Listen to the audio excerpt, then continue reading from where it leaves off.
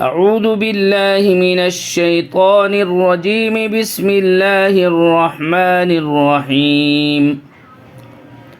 الشهر الحرام بالشهر الحرام والحرمات قصاص، فمن اعتدى عليكم فاعتدوا عليه بمثل ما اعتدى عليكم، واتقوا الله واعلموا أن الله مع المتقين.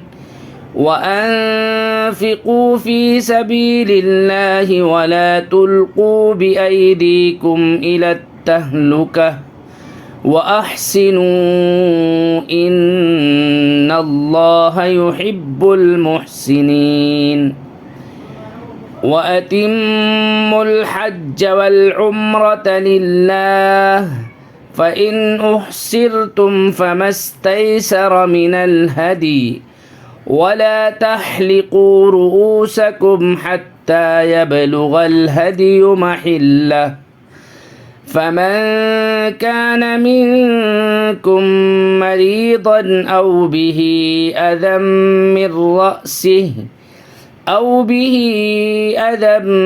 من رأسه ففدية من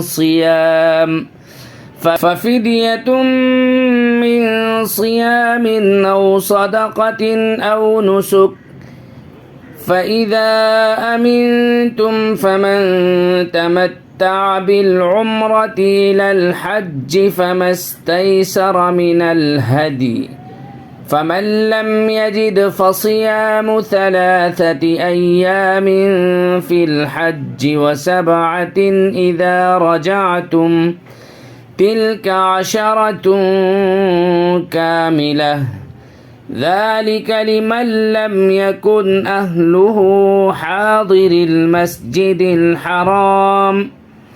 واتقوا الله واعلموا أن الله شديد العقاب.